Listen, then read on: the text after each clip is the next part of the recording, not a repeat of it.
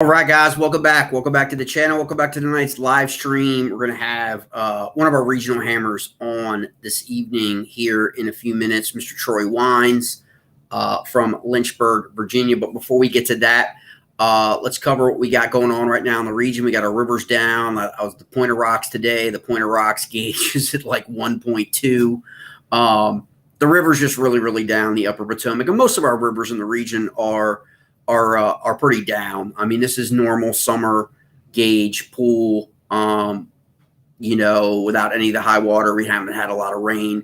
Did not have a lot of rain in the month of June, believe it or not. Now we're into July, starting today.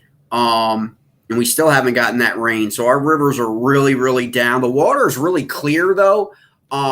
So that's been a kind of a situation, but the fish are getting caught, whether it's the upper Potomac, the Monocacy. A lot of guys are catching some big smallies in the Monocacy. The New River continues to outperform. Have seen a bunch of catches coming in now from some other rivers that we don't normally, we haven't really seen or talk about, the Rappahannock and the Rapidan. So that's Central Virginia and then east of 95. For smallmouth. So it's really, really just great to kind of see all over the region. But we are dealing with some severe low water, which is kind of, we did this for 8-9 straight weeks in 2023. So I'm hoping it's not going to be that going forward. But I did get a bunch of questions that were asked, a couple of the other TikToks and shorts about some of the baits utilizing. Going into July 4th, coming up this week on Thursday, make sure you take advantage of that promo right there. Power Queen, 12.8 amp, 100 amp battery. Power Queen sponsors the channel, sponsors the podcast, sponsors the Smalley Chaser River Bassin series.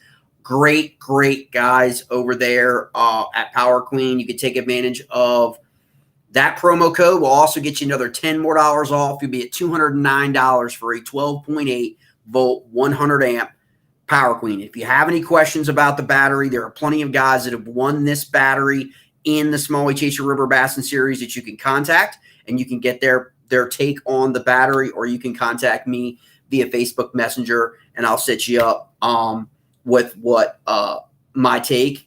Those of us that have had other batteries in the past compared to now, why we love the Power Queen battery. Second thing we got going on tonight is giveaway night, beginning of the month. We got 2 giveaways. We're going to give away some of our friends at 6 Cents, a bunch of 6 Cents baits we got. We got some Divine swim baits, 3.2, 3.6, 3.8, sorry. And we also got some underspins in. So all you got to do is really like the channel, like the podcast, share the podcast, do the drill, comment on the podcast, but make sure that you're following the channel, you're liking and subscribing on YouTube, either the Smalley Chaser channel or JL Scott Fishing and Eats. This is kind of broadcast on both. And make sure that you actually follow Troy Bassin Around, the fishing page for our guest tonight, so we can get you in that for some of the free 6 Cents. And then we also have, crazy as it sounds, an SK 5000, 471 gear ratio on this spinning reel. Okay, and I have to tell you, this is a kind of crazy reel for what you pay for it. Okay, and you can find these reels now almost in like TikTok and Temu and probably all those places and online and stuff like that. So I had a few sent to me and I've been trying it out. This one is the 5000. I've tried out the 2000 and the 3000, and I've had 0 issues with them for reels that are probably like $40 reels, which is crazy. This reel right here, this one, really the 4000, and this one remind me a lot in terms of weight in terms of just on my rod, remind me a lot of the Spyrex from Shimano. I'm not saying it performs like my Shimano, okay? But it gets the job done. And so no hookup, I haven't lost any hookups on the other reels that I've tried. So we're going to give away this SK 5000 tonight, okay? And I'll ship it out to you, and you can give it a go, and you can give it your own product review for it. Inshore or Potomac River, James River out there in the bay, upper bay, don't matter. This is a heavy duty reel. It gets it done. Like I said, I've fished really the 2s, the 3s, and the 4s inshore and in river systems. They work fine. They're a little bit bigger, but we're going to give this away tonight. But in order for the giveaway tonight, I want to make sure I will check for the giveaway that you have commented, you have liked on this channel, and you have followed Mr. Troy Bassin around, okay, who's taking his time to come on tonight and talk about KBF, talk about the championship for KBF. If you have any questions about this, you can put it in the chat about this reel. And we're going to talk about that. So don't forget the Power Cream Batter, as well as going into the 4th of July, what we got coming up. Crazy deals going on, because it's the 4th of July. You know what that happens, and that's really all we got for the rest of the summer, right after Father's Day.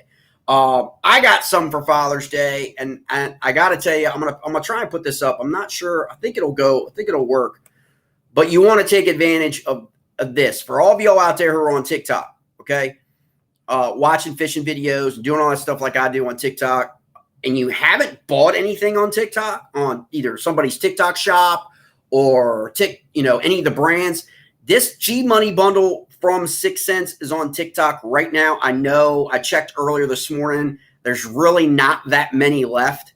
But if you've never bought anything on TikTok shop before, this is about $80, $90 worth of hard baits, frogs, terminal tackle, crankbaits, soft baits, like the ones I showed you here, okay, that are in this bundle.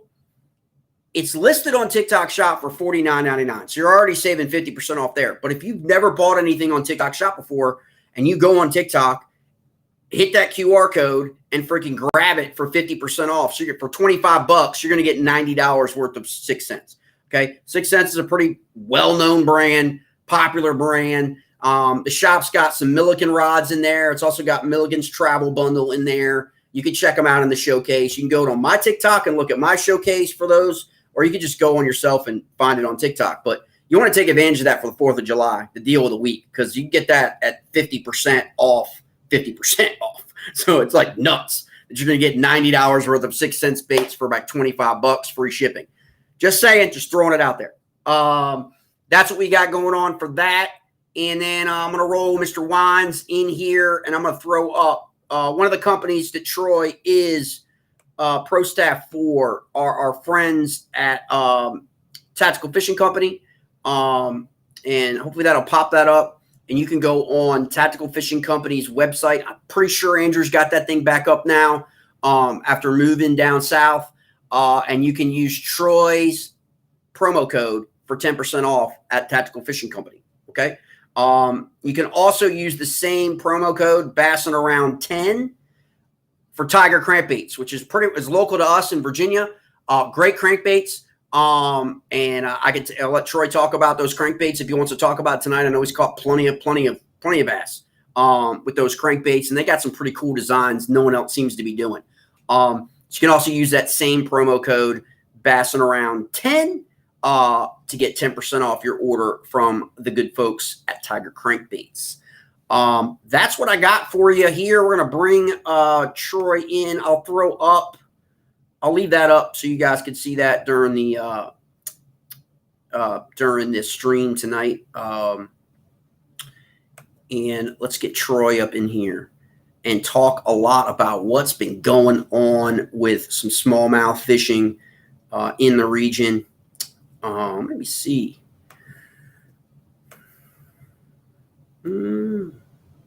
All right, let's do it. Click on that. Hopefully we're going to pop right up in here. We'll be able to talk to Troy tonight.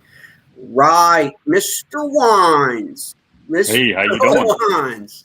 Hey, what is going on? Let me move this up. We'll go side by side here. I'm going to take this off, and that way it'll be a little bit bigger screen for everybody.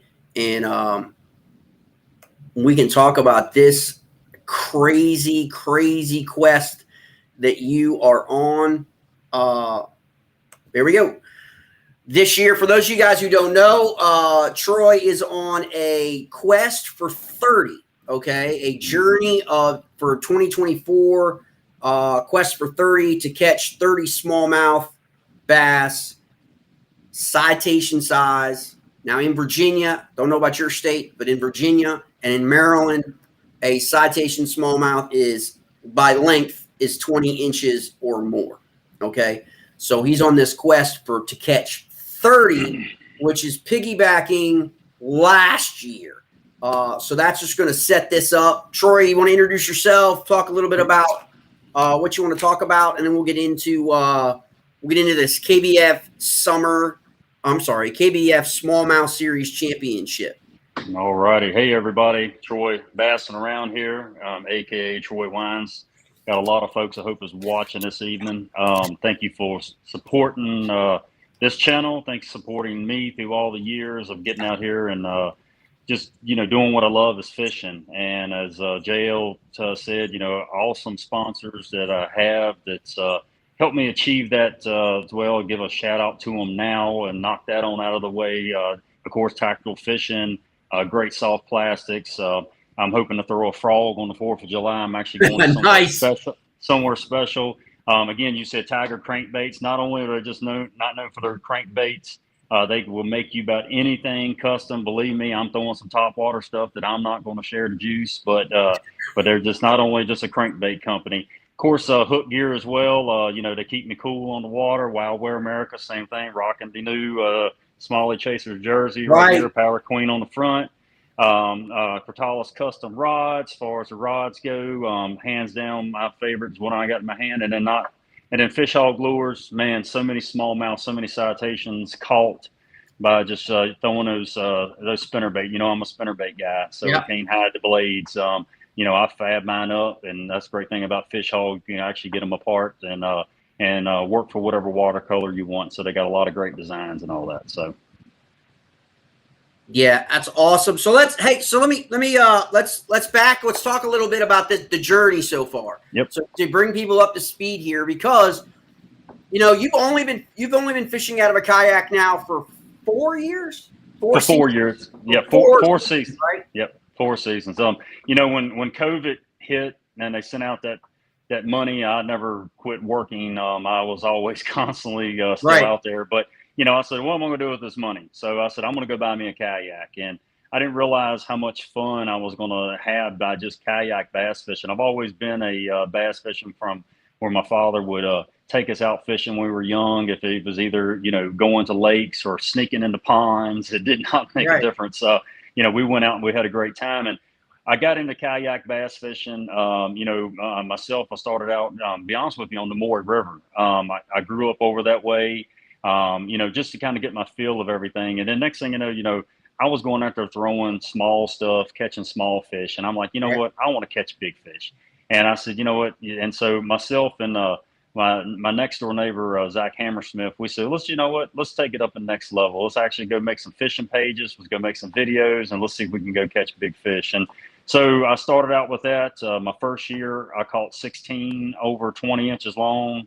Then I jumped into the second season of fishing. I went to 17 citations, and then this last season for 2023, I got 29 citations, and and it's I kind of been known to catching big fish when no one else is catching the big fish, and I just think a lot of it's just a lot of time on the water and stuff, and so. When I sit here and thought about, some of my goals for 2024, of course, was, to help to be a part of your trail and to be a part, finish the goal with KBF and the Smallmouth and the River Series. I was like, let's start a quest. Let's don't talk about it at first. Let's see what we go out to do. Of course, you've pushed me to the limit of being out there fishing earlier what I wanted to be. So the quest actually started in February with that 21.5-inch smallmouth. Right. And so, so now we're up to 26. We haven't even got into the fall yet, where I caught most of my fish last year in the fall. I caught my bigger ones in the spring, and of course the monster we'll talk about in a few in the summer. But it's I think it's going to be a goal we're going to meet. I've kind of been relaxing the last couple of weeks, so just to give a warning out, I am returning to the water tomorrow. It is going to be full shock and awe. And it's I already saw Matt Shepard today, my bro, and I said, hey, shock and awe is coming. So, we're going to be out on the water, giving it, because, we got to catch some fish. But I mean, that's what the quest starts. So the quest is just a personal goal. I'm hoping to, be able to hit that 30. A lot of guys say I'm going to hit 40. I'm going to hit 50. Right now, let's just get to 30, and then we'll see how it goes from there. Right. So let's talk a little bit about 4 years in a kayak. Mm-hmm. Let's talk about your first kayak platform, the kayak you started, that first kayak that you bought, and then how you transitioned to today, 4 years later, and what you're running now, what you like to run. Mm-hmm. I know you and I both like. I mean, it is amazing to hear the stories from different people on. There really is a crazy amount of different ways to fish. You know what I mean? From a kayak, like. Yep. Power guys, you know what I mean, or slow and methodic. We got to kind of equal a lot of mix of all this in our club, in our series of guys that just kind of, we say fish different because, I think you're a lot like me. You won't pass up a chance to wade fish to get a big smallie. You know what I mean? Like it, you know what I mean? Don't matter whether it's in the kayak or out of the kayak. But talk to us about, that first kayak all the way now to what you're running today, and and talk about the differences between them, or what you liked about the different brands. Because you didn't mention a brand sponsor, so you don't have to worry about that. You could just drop the juice on what river kayaks, you like to run and you prefer running. Well, myself, when I first started, I went, and I did not have a clue what I needed to get. So I actually got 2 kayaks. I bought a Pelican because it was lightweight, and I wanted to be able to access, roadside entries and stuff like that. I could slide it right down the bank and go. So I actually went and got a Pelican. I think it was like a 100SX or something like that they call. It had two little poles in the back that I can drop, take 3 fishing poles with me, tie my bag down. So that was kind of my thing with that. And then I did research because I was like, I needed one for a motor because I wanted to fish some lakes and things like that. And so then I went and bought a Vibe. And I still have, and to be honest with you, I still have them both. You don't want to see the Pelican; it has a lot of scars and duct tape. I bet. I'm telling you, it's Hammersmith and I put them through the test. But then I got the Vibe, and then when I picked up the Vibe, I went and I added the trolling motor on it. I did not realize I didn't have no one to help. Like I was trying to watch videos online. What's the best kayak? This and that. What should I do for accessories? I had nothing. But luckily, I was, I met some guys out on the water by being able to patrol. I was out on the Stanton River actually fishing, and I ran into this guy, and he's like, man, you're catching a whole lot of fish. Have you ever thought about tournament fishing and this and that? And so it turned me on to the tournament fishing because I've only been in the tournament scene for 2.5 seasons and doing that. But so anyway, so I got the Vibe. I ran that. It's heavy. I had the motor on the back of it, and it's really heavy. Now, as I learned more and stuff like that, I said, I want a better river kayak as far as I can still pick up, throw on my shoulders. I'm a big dude, so it's easy for me to do. So I picked up a Hoodoo. Absolutely love the Hoodoo. 10-footer. I think you had one as well. Yep. And so I started running the Hoodoo and, be able to do that on all the skinny waters. I didn't care if I tear it up. I can, it has 2 storages on the unit itself. And I got that, and then I ended up picking up a Wilderness kayak that I have. So I have a Wilderness that has the Newport vessel motor on that. So I'm actually now using that one because that one's actually easier than taking the Vibe because I can actually now lift up the motor because I had just a trolling motor on the back of the Vibe. Right. And then now I actually have a Bonafide. I have not even taken the Bonafide and broke the water with that. So I keep on, getting all these kayaks and all that stuff like that. But a few of them are going to go up for sale because I'm just, I don't need that many. But I think I'm going to, but like I said, I've just learned over the years by just making friends. And lucky, like I say, my buddy Matthew Shepard, who knows a lot about freaking kayaks, has really helped me out in trying to understand what I want to run. But for me, it's a 10-foot kayak in the river. I'm not a big fan of a 12-footer unless I'm covering, still water and trying to get to where I'm going at. But if not, you're going to see me. I'm just like you. I'm wading. If you look at my last video I put up, the kayak's moving. I'm catching a fish. I'm wading. I'm able to pop out of that kayak and do what I need to do. Yeah, Tony Bryant's in the chat, and I'm assuming he means for you to go live tomorrow from the water. I saw your video. It's awesome earlier this week. And I think that gives people, that kind of like content gives people like a real true like understanding. I know a lot of people, when people talk to me about you or hit me up and ask me about you, it's like, I don't think they understand the hours in between or the days in between the 21s, you know what I mean, and the 20s. That it's technology sometimes leads us to believe that it's like every other cast, you know what I mean, and it's really not. I think videos like that, when you go live for like an hour or whatever, really give people the idea to appreciate how much water you're covering, you know what I mean, but also really like, you know, what it takes to dial in, especially this time of year. I mean, that's the thing. Like I mean, most people like in my neck of the woods, you know, you're going to get into those 20s in the fall. You know what I mean? I mean, so when someone throws up a 20, 21 in June or like this month coming up, like in the Summer Chase series going on right now, I'm going to take that. To me, that's like crazy because it just doesn't happen that much, right? Because the water, I said earlier before you came on, the water up here at, you know, one of the big gauges everybody uses is 1.2 feet. You know what I mean? It's like, you know what I mean? You're out there, but like they can see you. You know what I mean? It's clear water. They can hear you, see you.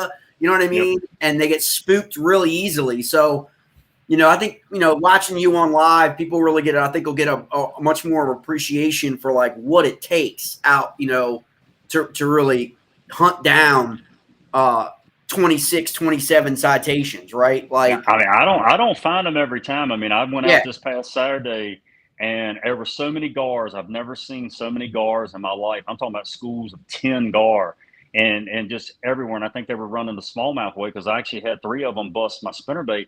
But I caught 17 smallmouth. You know, I didn't. One of them flopped off the board because I made a mistake and tried to measure it in the middle of the river. Normally, I go to the side bank and measure all my fish because smallmouth is just mean and they like to jump. But I ended up catching 17. A lot of short fish, a lot of 12-inch. I didn't even submit them because I'm like, I'm gonna call that. Never mind. But it's hard. I mean, because especially when you get a reputation of catching big fish and everything. You know, everyone thinks every time you go out. I mean, I catch so many 19-inch fish that it is so stinking funny. I could go back through, and you can go back through because you call my fish, and that's what my dad said one time. You know, hey, if they were 21-inch citations, you'd be catching 20s all the time. So, and I do, and it's so many that I know that it's our water is great, our water is pure.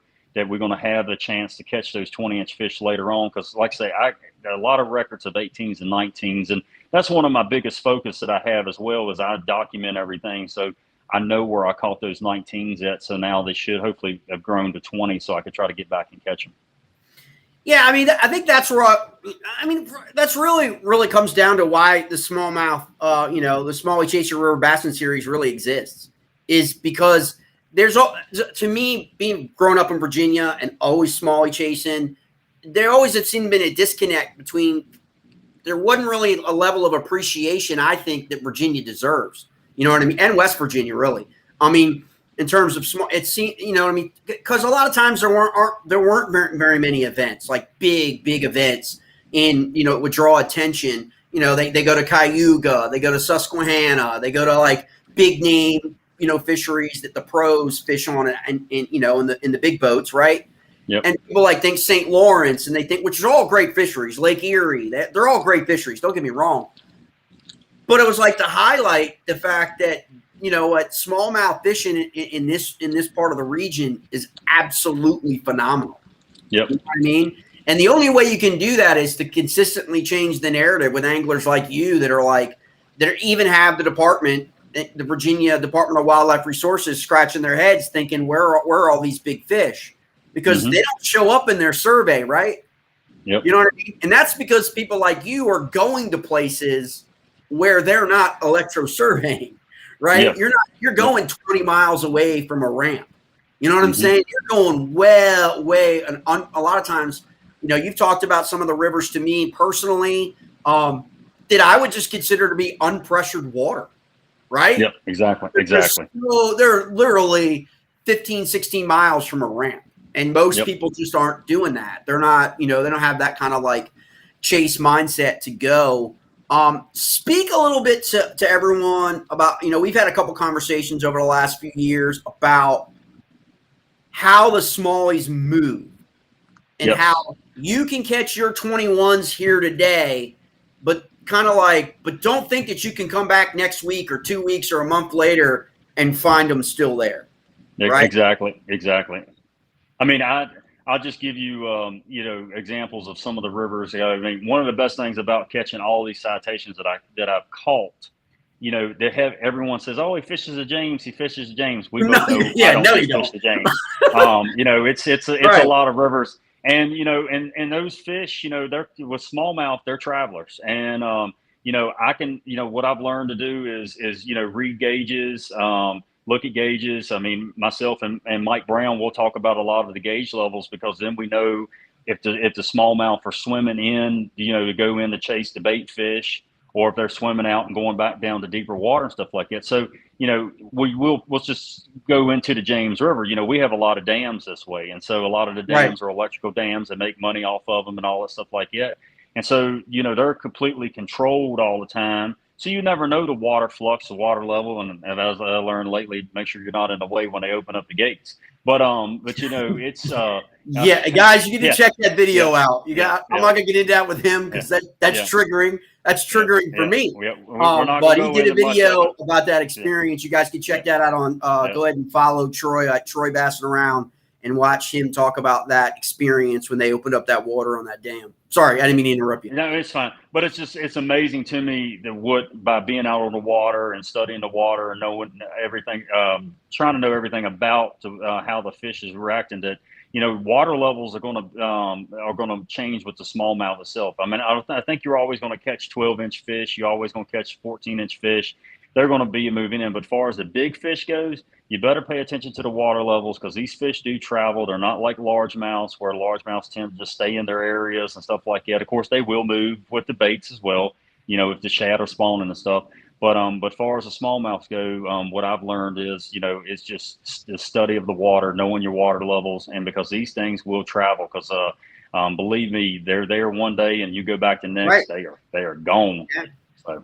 I mean, I think one of the coolest things, when people contact me about you is, and I tell them, I was like, well, he lives in Lynchburg. Yep. And like, if you grab a map and you do 100-mile radius around Lynchburg, Virginia, you got like 5-6 rivers, right?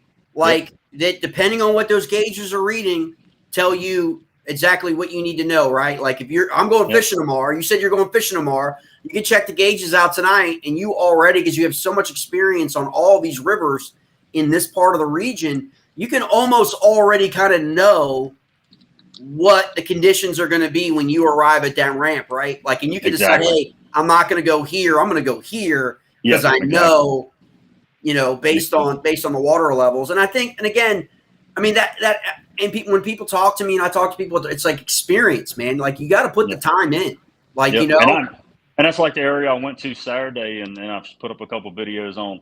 I have not found the fishing there that great right now. It's more of I found it great in the fall and the wintertime. And I believe just due to the fact of the matter that the smallmouth haven't traveled up that way yet. And it could be due to water levels and stuff like that that's going on with it.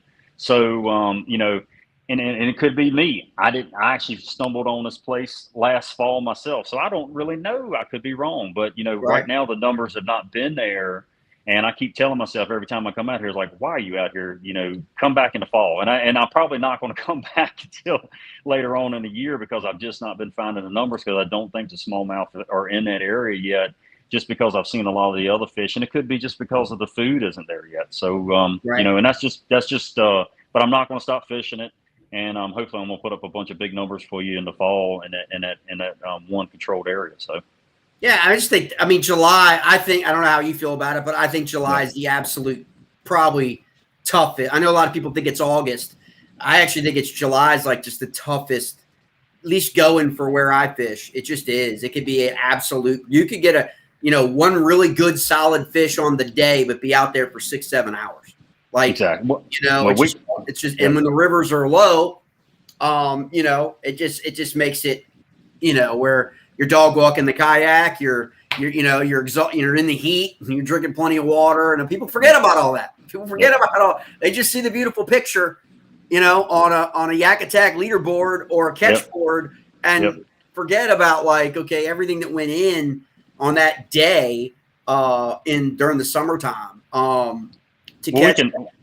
Well, we can get into that with the KBF stuff as well, because I mean, the summertime for me, I don't, outside of fighting the heat and all the stuff like that, I enjoy it. I mean, Yeah, I'm looking forward to go out here and hang some 20s up here in the next week or two, in July, because I think I can find them.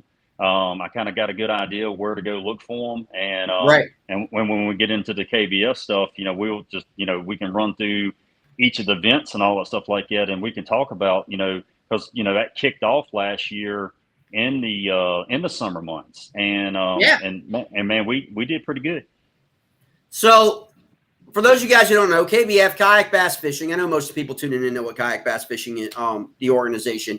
And like Troy said, Kayak Bass Fishing's kind of going through some pains, growing pains and other pains over the last decade. And so they last year they rolled out 2 brand new series. Most people have always been familiar with the Trail series and the Challenge series. And they've had a couple other series for charity and for those things. But last year they rolled out 2 brand new series, one being the River series, and which is obviously river only, but multi-species, multi-black bass, meaning largemouth. I think largemouth, smallmouth, spot. I think everything, right? Just those 3 in that series, and then the smallmouth series, which was smallmouth only. And so they kind of rolled those out as kind of like 2 new kinds of series. And Troy fished in both of them. Okay. And so it's just kind of interesting to kind of in that mindset, because as a tournament, it's a tournament, guys. Don't get me wrong. I know it's not, a single day tournament. These are 30-day, 45-day tournaments. Okay. Sometimes 3 months. Yeah, sometimes 3 months. So you gotta. How do you have the tournament mindset of, okay, I'm competing against people fishing for smallmouth, and then you go and enter a river series where guys down in Florida, Alabama, Tennessee River, Texas, they're all fishing for largemouth, right? Yep. And so it's like you're thinking, you got to put up, a massive amount, and so. What do you have a different mindset for both those, or you just go out and fish? Like you're just I just go out and fish, because you know what? I want those largemouth guys to know who I am, because look, I know I'm not going to beat you, guy. I'm not, but I want you to know you came close though. That the 106 inches that I just put up here in the last leg of this tournament is not a River Series championship, but I put up 106 inches, bro. And that's smallmouth. And so, and also too, he came in third. And that tells you the 106 inches. Now, what event out there you can think of? A guy goes and slay all citations, all smallmouth for 106 inches, and he comes in third. And also too, we were the only angler in both events, both the smallmouth series and the river series, to go over 100 every time. So three legs of the river over 100 inches every time. 4 legs of the smallmouth series over 100 every time, and that's to say that the river series, I never went in to win that. I just wanted to be able to say, hey, these fish here are take a darn good look at them, man, because they are going to be able to run right there next to you, and that's what I did. I mean, I just had fun. I enjoyed doing the river series. We end up winning the. I don't think we win anything, but we end up, getting the points win with that, far as, just by being consistent over the 3 things that we done. And so and win the river series. So I was proud to be able to be the points leader at the end of the day with that. But I will tell you, the largemouth guys, they are great. You don't realize how many of them send me messages on Instagram. They tell me all the time, dude, you are a freaking hammer with these smallmouth. Right. I just had a guy from Missouri messaging me who's catches 6-7 pound largemouths all the time. He's like, dude, I've never caught a smallmouth. Can you tell me how to catch a smallmouth? And I gave him some tips to try on the Missouri River and everything to give him a shot at catching one.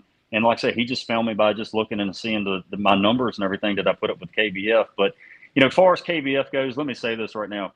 When I did get into the kayak industry, I didn't know anything fishing industry. I didn't know anything about Hobie. I didn't know anything about Bassmasters. What I read and what I saw, which I saw the Bill Dance of our industry, right. Chad Hoover. And so I took it as a just to be able to fish KBF, and because you don't realize when you look at all, if you go back and if everybody looks at these series that went down, we had pro anglers fishing in this. We had Christine Fisher, I think she was in it, and everything.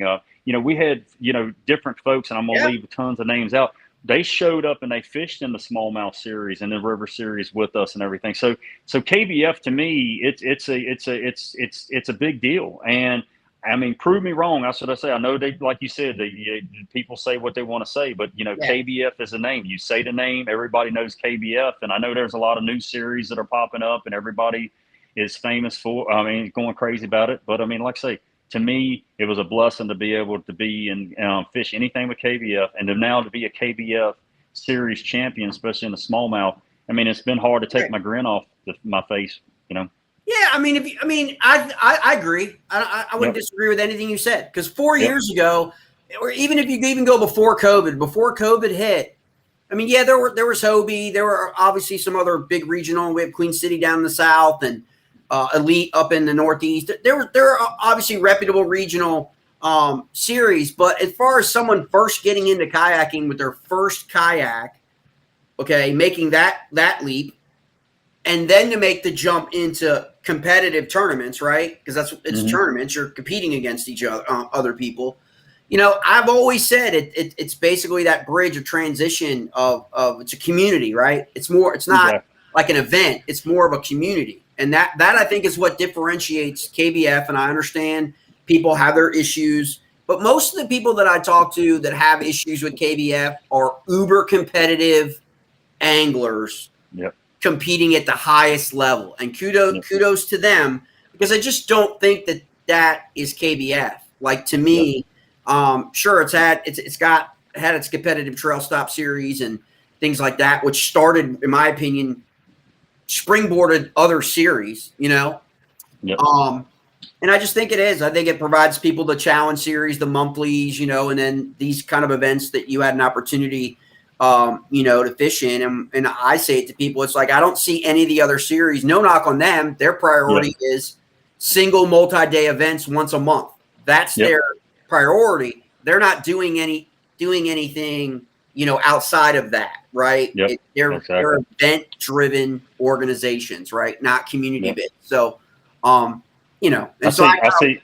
I see Mike Brown saying something about a fish finder. Absolutely, man. No fish finder. No live scoping on the river, man. No live scoping on the river. No good. So we just use it for water temperature, and we just use it for depth. That's all we do. Yeah, I don't think the live scope companies are going to be coming out to the upper Potomac anytime soon when it's 1.2 feet. You know what I mean?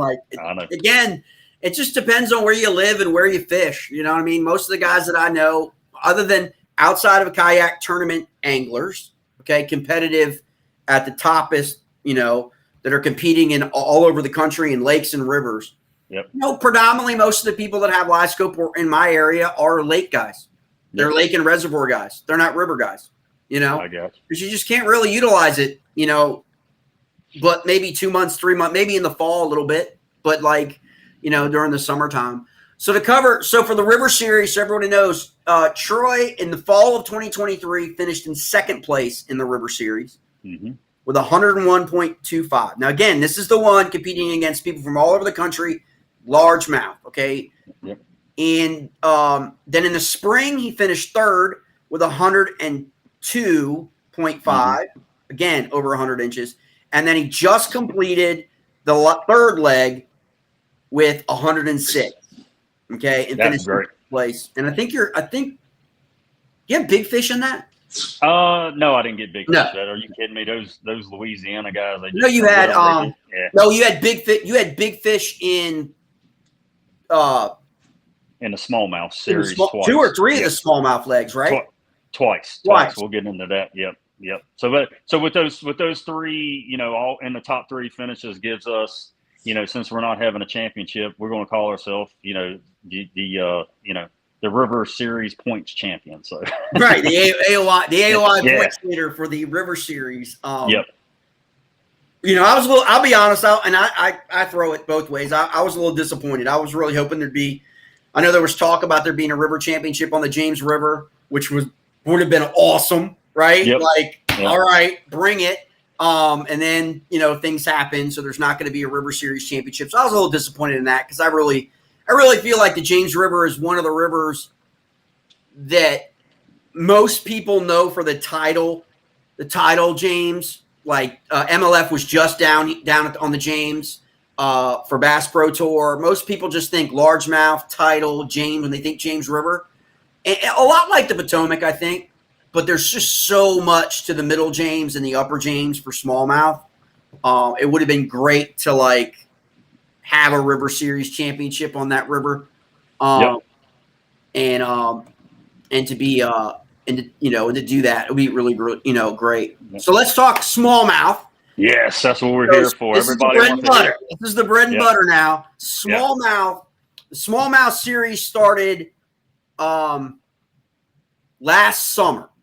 Yes. About this time, didn't it? Didn't it start like around somewhere like that? May, June, right? May, June, Yeah. July, I think it was. And so they had a summer, a fall, a spring, and the championship. Exactly. So kind of roll us through about the challenges in terms of you fished obviously all four. Yep. So 4 different seasons, 4 totally different like environments for smallies. Yep. Take us through from last summer to this summer, and what you learned out on the water and what your experience was. Well, shout out to everybody to fish the smallmouth series. I mean, first of all, I want to tell John Brooks, I wish you fished the championship. It'd been a great battle, and then my buddy Eric to finish second in the championship. I want to give him a shout out. Hopefully, he gets to see this. But it was a challenge in the series as far as the summer and the fall, because just like last year, we went through a drought. And right. So, I got off in the summer series as a hot start. I mean, I led that summer series almost, all the way through towards the end of the tournament. And then, it is one of those things that, David got I can't think of his last name. He got on a hot thing and he ended up winning it by a little over an inch and all that stuff like that. But, but I led it most all the way through. And of course, it ain't how you start, it's how you finish. But what I did was I just, it allowed me, because I put a lot of work in, to build throughout the year and know what I was going to do when we got to the championship round later on. But that summer month was tough because we went through a drought. But, we landed the biggest freaking fish outside of what I seen on. I ain't going to say what I saw on the New River last week, because I saw the biggest smallmouth. I'm going to tell you this right now. I saw a smallmouth on the New River that had shoulders, and it smacked my chatterbait. I was on chatterbait and turned the other way. But I'm gonna tell you this right now. I was on the phone because talking to Matthew Shepard, and he can tell you I about lost it, and I just couldn't get this thing to bite, and I probably wasted an hour trying to catch this thing. But it was the biggest fish. But we caught the biggest fish I've ever seen. I used, I didn't never fish really late in the evenings, and I started fishing late in the evenings, and, everybody's like, this 23 and a quarter, tell me about this 23 and a quarter, man. It was an accident catching this fish. I arrived to my spot and I was waiting for, the night bite to come on, and I then got tired, and I'm like, I don't want to, blow up my area. I don't want to throw anything over there to get them all fired up. So I decided to go just fish an area that I just thought that hey, I could throw a crankbait on and be fine and dandy. Yes, I caught her on a crankbait, and I threw over there and I had this monster pull. Well, when I seen the color of the fish, at first I thought I done caught a freaking flathead. Okay, right? Because the color crankbait I like to throw tracks catfish like it's going out of style. And I have a 26-pound flathead I caught last year on this one crankbait. But anyway, I end up catching this 23 and a quarter inch fish, which ends up becoming the largest fish, I believe, smallmouth ever measured for KBF. It won the big fish overall in the KBF. Yep. And I laid this thing on the board, and man, I'm like, is this thing ever going to stop, reading? I'm like, it's 23 and a freaking quarter. Well, this fish looks like it's been through a dryer, a wash machine. It looks rough. So I'm like, I'm shaking. I ain't lying to you. Right. So I call Chad Hoover up. Okay, and Chad ends up catching a freaking 10-pounder after he got off the phone with me. He's on the lake. And I'm like, Chad, I caught the biggest smallmouth I've ever seen in my life. And I said, what do I need to do? I said, this thing looks rough. He's like, record it, brother, get it back in the water, let it swim off. And I'm like, I'm hoping that I didn't kill this old sucker by taking all the poses and pictures with it. And, Right. we just, so we got, we landed to 23 and a quarter. That landed us the big fish in the summer series. And of course, put us right in competition where we end up finishing third in that series as far as the summer goes. And like I said, to have the drought and to have what we did as far as bad weather, I still put up 105 and a quarter inches in that round, and like I say, it landed me third, and we was right there with everyone else as far as that goes. But now, like I said, that big fish is just a fish of a lifetime right now. Yeah, I'm pretty positive. It was definitely the biggest smallmouth caught in the series over the 4 legs for sure. Yep. It might be the biggest smallmouth caught in KBF competition. Chad acts like it is because yeah, Chad I like Chad because he adds inches. Yeah, he adds inches to it. It's been when he's did interviews. Yeah. It's been 24 and a half. So you had in the summer of last year you had 105.25. You finished in third. Yep. Okay. Then the next leg was the fall series. You came in fifth with 101.25. Yep. And I think was the fall series was the one where the Canadian won, right? Yeah, the Canadians got us. Of course, John Brooks caught big fish in it. So shout out to John for his big fish. But no, the fall. No, John actually won the fall event. John won the fall, and the Canadian won the spring. The Canadian won the summer. David was from Canada, I think up in the Ontario area, and then John won the fall event with I think he had 105 and 3/4. So great job out of John, and then he won big fish on that. So that's when KBF was kind of cranking it up as the U.S. versus Canada. They did a little story and all that stuff like that. So, but and for those who don't know, maybe we'll be able to get Jordan on, but to talk about Hobie Worlds, they just fished up there. The USA team, kayak team, just fished up there against like the folks from Canada and I mean all over teams from all over the world. Australia even had a team in that event, and they were up there in Canada, and it was basically, I want to say, pretty much smallmouth. There were some largemouth caught as well, but there's some big smallmouth in Canada. Yeah. Well, the fall tournament, what I remember about that too was tough for me. Even though I caught 5 citations, for it, man, it was no water. I mean, I was just looking for water all the time to go fish at. And and that's when I stumbled onto a good area that I found and was able to get me some 20s, a couple 20s to actually get up in there. But that was actually really hard on me. Actually, it was the first time that I really felt any stress am I going to crack the top 5 and or anything on that, because like I say, we was really in a drought. And so the only thing I was finding was just a lot of shorts all the time. And then that was probably the toughest leg that we had as far as the fall goes. And then in the spring, he finished third with 102.5, and then of course in the championship, you registered 105 inches. I think with 21.25, I think you had 2 21.25s. I think I had 3. I actually caught the same fish twice 3 weeks apart. So one of them got DQ'd, even though I caught it on a different side of the water. But, don't get me started on those. That's a different conversation. But yeah, I actually caught. So I had the 21, and that leads me into the strategy. When we fished the spring series, John and I tied at 102.5. He had the bigger fish and all that stuff like that. And so I was like, all right, what am I going to have to do? Because I was figuring on a lot of these guys were still going to fish the championship, and not taking away from anyone we fished against in the championship, because we had guys that competed all the way through it and all the stuff like that. But, myself and I know Mark King in the top 5, I know we were river guys. And I kind of went in that mind state of the championship. It's like, if I can keep a 21-inch average, I think I can win this thing. And that was my goal when I started. It's like, what do I have to do to make sure that I'm out there, and do I need to stay a little bit later where I can get the bigger bite and stuff like that on it? And so that was kind of my strategy with it, was I wanted to get 5 21s, which I didn't. I think I ended up with the 20 3/4 and the 20.5 inch fish. but having the other 21s and the quarters that I caught, gave me that 21-inch average. And, we went into the final couple of days of that tournament, with a 4-inch lead. And man, Eric, he put the pressure on me towards the end. And, he went out there and he actually caught, he cut my lead down to 1.5 inches. And then that Saturday I was fishing a slot tournament. I wasn't even fishing the last day of the tournament. And, he sent me a message and he was like, dude, I want to go ahead and just tell you, you're an absolute hammer. I want to go ahead and, congratulate you on the win. And I ain't gonna lie, I kind of got a little tears in my eyes. I'm like, I ain't gonna take it yet. I'm gonna wait, because it ain't over with and stuff like that. But, just being able to, to have a goal of catching, a 21-inch average, which is very tough to do.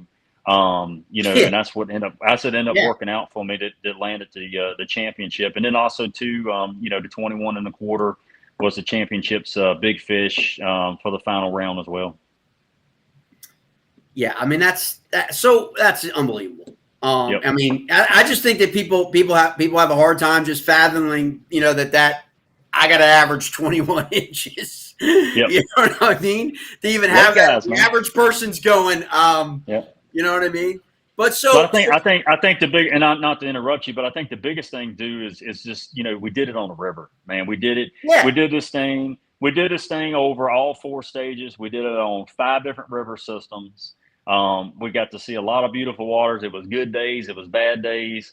But I mean, we put the work in. We didn't just go sit and we went out and explored and hunted. And because, that's how you get better. That's how you do it. I mean, I pride myself when I just did the New River tournament. I got a top 4 finish because, the New River, I've only fished it less than 8 times really in my whole life. And, to catch citations on the New River is a goal that I feel good every time because it's not my river. It's a 2-hour drive. And, so some of the rivers we went to, we had to drive out to get to them. But that's one of the things I think that I take away the most is just all the water time, all the different rivers, all the different places that the citations come out of, and just not being, one focus on one space to get it on. So now I will say the championship, I may have worked one area really hard because I knew big ones were in there. So right. There are definitely always those those sections. I mean, for guys from our series, I can't think, I just think it's awesome. I think we had 11 guys in the community that compete in events, whether they be monthlies or Smalley Chaser River Bass and individual events, competed in the River Series, right? Mm-hmm. You know what? And it's just like that was just great to see. You know what I mean? Because they're all smallmouth. I mean, obviously, Matt Shepard's, does incredibly well catching largemouth for sure. Oh yeah, absolutely. So it's just like, you know what I mean? It was just great to see that everybody got involved in that and participated in that. And I posted earlier today on the Facebook page just where everybody ended up finishing, because it's just like great to see, Virginia and where it really stands up against a lot of these other places, And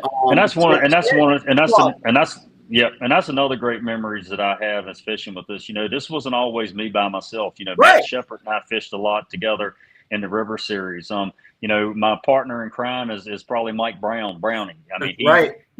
Bless his heart, Mr. Wacky Worm himself. That's right. He's been on spots before, and he'll tell you I pulled up right behind him, and I end up throwing something and catching a citation. He just shakes his head and is like, "You get out of here," And that guy, just to be able to the brotherhood that we've all had to support each other as well. And like I say, and then I will say the whole KBF Nation through all this, even though we were all trying to beat each other, like I say, the friendships, I may never even meet these guys, right, but the friendships that we've made, even though we're going against each other, we all supported each other and knew. That's what I think that's what I think a lot of people don't get and don't see, yep, when all that stuff on social media about, indicative of, I call it tribalism and stuff, but people just don't see the reality of that. You know what I mean? Yep. That exactly. People are celebrating one another and like pushing people up and, and rooting people on. But let me ask you this question, because I know there's probably people watching, yep, that may just be getting into smallmouth fishing. Okay. Or they've been doing it and, but they haven't really had, in their minds, they haven't really had success yet, mm-hmm. So what would you say to them in terms of, so you fish 4 legs in the smallmouth, you fish 4 different times a year for smallmouth in multiple river systems. What would you say, like, your experience has been in terms of, like, what would you recommend is, like, the best time of day, like, the best condition, the most optimal condition to go out? We'll just say to go out there and catch some 16s to like 19s, right? Not necessarily, we're going to start with 20s, okay? Yeah. Just to go out there and, like, it's been your experience that, like, that when you see the weather like this, the water like this, and the barometric pressure like this, that you're going to be on. Yeah. Don't waste the morning bite. I was mad at myself the other day when I fished this past Saturday because I wasted the morning bite. I saw fish jumping up. I knew an area I wanted to go try, and when I got up there and there was nothing there after paddling freaking 2 miles up the river, don't waste the morning bite. Most of all mine, big ones, has been that morning bite. And also too, if you're looking to catch fish, just see what the type of food is out there in the water. I mean, if you see what they're, what type of, if is it crayfish there, is it a lot of minnows? I mean, what type of bait that's out that way, and just learn that, and what time fish feed. One thing I said about smallmouth feed all the time, I think. And that's one of the things that I like about smallmouth. But if I was going to tell anybody out there far to go, is get up out of the bed, and take advantage of that early bite, and I think that you will, and then don't. I'm a power fisherman, okay. One of the things that I've been blessed with is that I actually try to fish smallmouth, sometimes like largemouth. And that's one of the things that I have. So, I don't just get settled on throwing something small on them. I think smallmouth get the wrong rep, that they got a little mouth and they're not going to eat big things. And I'm going to tell you that is absolutely false. And, like right now for the month of July, do you think guys should just stick with the topwater power game, or do you think they should slow it down? Do you think top water until the sun comes up? I mean, when the top water to the sun comes up, then you can. Then that's me. I'm going to be 100% top water till the sun comes up on the water. I still will throw some top water if I'm seeing dragonflies, and if I'm seeing other type of insects, around that area, and especially if it's skinny water where you can get on something because the water's only 1.5 feet, 2 foot, they're going to come up and bust it. Right. So that's me. I'm always going to start off with with that top water, and then once the top water wears out and all that stuff like that, then it's time to slow it down a little bit, and then just give what the river gives you. So you ought to, if the water's really low, you're not going to be throwing a whole lot of crankbaits. You should be throwing your Ned rig or your spinner bait or your chatter bait, whatever you feel comfortable with, or a Kayak. Right. I mean, I think you're right. I think it all really depends on current flow, like the river you're on. I mean, I think a lot of people kind of like, don't think about that rate, that feet per second that river's moving, when it doesn't have to be high. The water levels don't have to be high. Like, I mean, we were down at the New River event. The water levels were not high, right? They were like 2.5 feet. But in certain areas, the water was moving twice as fast. You know what I mean? And so it's like, because of those ledges, right? So how do you give guys? I'm gonna get you out of here because I know you got a place you got to be. Unfortunately, I got to. Yeah, that's the way it is. Trust me. Hey, I haven't been on call for work in 6 weeks. I hear you. The first time I'm on call, I'm paged out, and so I got a meeting at 9 o'clock. Give us to get you out of here. Give us your best tip on, because this always comes up, and frankly, it's like, I mean, I don't know why more. I honestly don't know why there's not more of this put out there. Okay, in terms of content, but give us your best tip on kayak positioning when you're fishing out on the river, in terms of where. Now, obviously, we know we both like to wade fish, but still, you still got to position as a wade angler, right? Like in the right area to cast. Like, give us your best tip for people in terms of where they should park their kayak, or if they're staying in their kayak, how should they approach these rivers in terms, before they even make that cast? Well, I'll tell you what. I'll give you an example that myself and Matt Shepard. When we decided to fish a river system, Matthew always being a largemouth guy. We decided to go chase smallmouth together one day. He catches a citation. I catch a 19. So, but anyway, smallmouth bass are chasers, in my opinion. I mean, that's what I find. So the way I position my kayak, I'm always throwing on an angle. Okay. I don't throw a lot of stuff straight ahead unless I'm throwing a top water bait or something. But as far as I go, my position in my kayak, I'm always having my kayak on some sort of an angle, throwing towards the bank and then working it back that way. And a lot of times is because reason that I do it this way is I'll throw this way, I'll throw back in the middle, I'll throw back this way. I can get 3 casts in one general area that way. So if that smallmouth doesn't want to move off of that one spot in front of me, at least then I can turn back and hit the, be able to throw backwards and hit that for us. Right. So I'll keep my kayak kind of like this on an angle where I can get 3 throws off and then move on. So I'm not a big, just sit in a hole and throw stuff all the time at it. If you haven't bit it by 5 or 6 times, I'm moving on to another hole.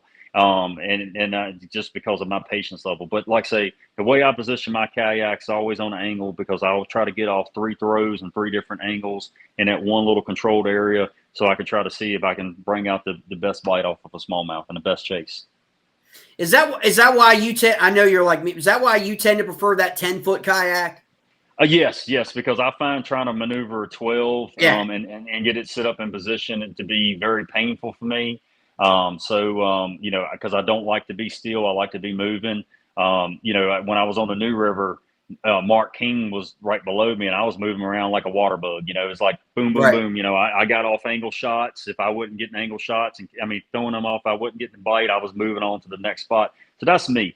So that's why I like the 10-foot kayak because I can get it in the position that I need it to be able to, stay right there. A lot of folks see me all the time. My legs are hanging over the 10-foot. I call them my power poles. So I throw my legs over the side of it just because it keeps me slowed down a little bit. But like I say, that's how I like to do it. It works for me. Get 3 shots off in 3 different areas because we are dealing with fish that love to chase bait and that's smallmouth. And I think that's what makes it very successful for me. All right, we got about 2 minutes left before I got to get you out of here. So I want you to because I know a lot of people watching probably are unfamiliar with Rob's rods. Yes. So I want you to spend 2 minutes or so, or how much time you can get out before you got to get off, and talk about these rods that are absolutely lights out rods. Yep. For smallmouth fishing. Obviously, people buy these rods for largemouth and everything else, but talk about them. Let me tell you, and I'll probably butcher the name because he likes to give me a hard time because there's another guy in Texas with Southern accent that gives him a hard time. But if you need to know, they're hashtag and tagged and everything.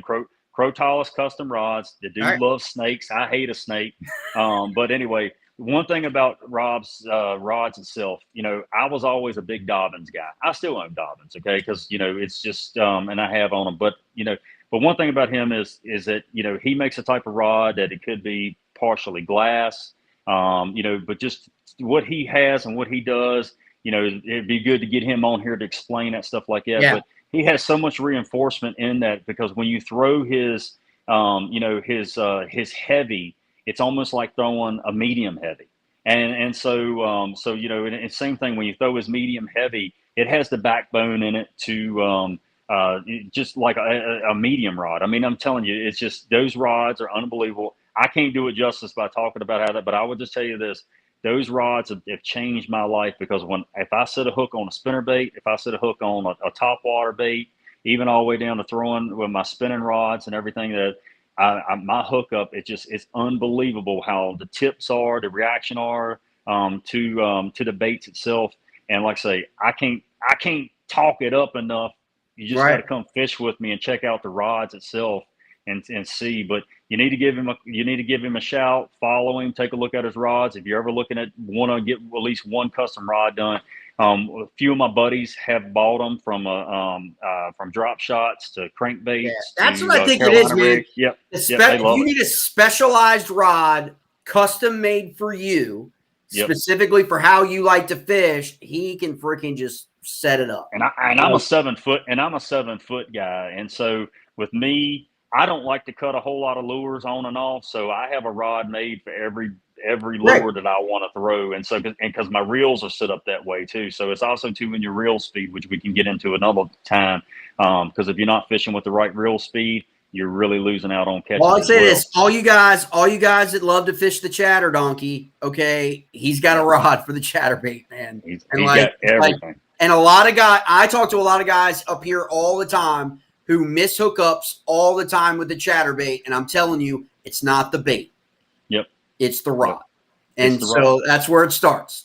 I fell in love instantly, like say, with just the power. And I mean, I noticed it on my spinner baits, man. I mean, when I throw a medium heavy on the spinner bait, which feels like a medium, right? And they're so light. And I just noticed a difference on that spinnerbait hookup that it's unbelievable. They're not going to work because they have the backbone in it for what he does to his rods, to deliver the punch that I want. And I'm gonna tell you, when I lost a couple rods here with my accident, and I've had to go to backup rods, I've lost some fish, and I'm sitting there telling myself in mind, like, I can't wait till my new rods get here because I know I'll be catching better fish and all that stuff. So right, but I mean, when you got to throw other rods, that's where you really get that appreciation for, you know what I mean?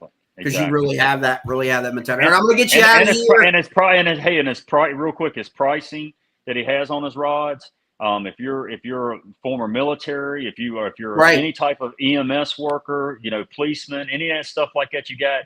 His prices are exactly comparable to Dobbins rods, and he will warranty all the stuff. I'm telling you right now, you won't. Yeah. He will custom. So like I say, hit me up. Feel free to send me a message. I'll get you in touch with it. JL will get you in touch with it as well. So absolutely. I'll let you wrap us up here. All right. I appreciate you coming on again. KBF Smallmouth Series champion. Not only that, he's also our overall Angler of the Year leader in our regional series. Just not going to But KBF Smallmouth Series champion. We're going to see what's going to happen. We're going to keep everybody up to date on the quest for 30. Troy's going out tomorrow. He's going to be live, I guess. I might go live. I might go. No, if I go live, it'll be on Facebook. I have to see if I want to go live or not. So maybe I'll just go live with Tony Bryan or whatever. I'm not sure. But I just want to comedy hour. Let me just tell you. I just want to say thank you to everybody that tuned in tonight. That's just supported me from the bottom of my heart. I really, really thank you so much. I thank you, JL, because like I say, you and I met by doing, a charity tournament that you didn't catch a stinking fish on. Not a single one. But we almost won that stinking thing because of all them catch. But anyway, thank you for the coverage. Thank you everyone for supporting me. Anything I can do for anybody at all, please do not. Because like I say, once we get these trophies in, I can't wait I'm going to be like the Stanley Cup. I'm going to take them out and I'm showing them to everybody. So, well, I know. We'll see what happens. I know everybody's busy this summer, but hopefully you'll bring those trophies to the next event you can make it to for our series, and we can get everybody can check them out and celebrate with you. Because I mean, everybody is absolutely ecstatic that you got this championship. We knew you were going to do it, but we also know how competitive it is. You know what I mean? And that's just the reality. But and my dad, love you, Dad. I know you're watching, so I love you. I at least want to tell him that too. So, thank you for taking me fishing when I was young. That's right. All right, go get your work done. Hey, I got to go to work, but thank you guys. All right, man. I appreciate you coming on. All righty.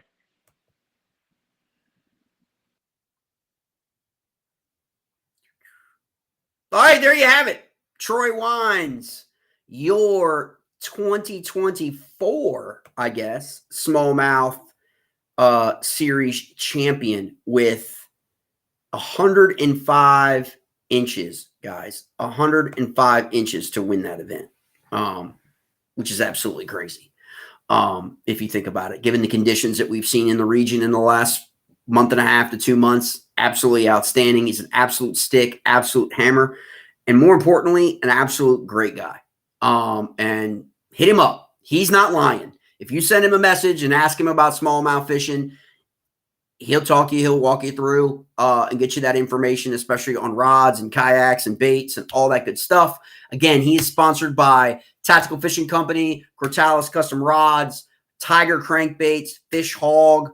Hopefully I'm not leaving anybody else out. You know, and you can check him out on his socials. Troy Bassin Around is his fishing page. Troy Wines is his personal page if you need to contact him. I didn't mention in the stream, but he also just won the June Roanoke Division Monthly, which ended at 8. All submissions had to be in by 8 o'clock tonight. He finished in first place with 103.75 inches. So he has actually added another victory. If you're interested in checking out his journey for the last 2 years on Tourney X, you can go to Tourney X and you can look at the Smalley Chaser River Bassin series, open up an event, find Troy's profile, click on Troy's profile, and it'll take you to his Tourney X statistics, and you can see the journey. The journey is right there. The journey from Yackers for Smallies, the journey from Bass Cast, the journey from Monthlies and MAKBF to now the new Smalley Chaser River Bassin series. And KBF is on Fishing Chaos. You can do the same thing. So if you're interested in seeing all that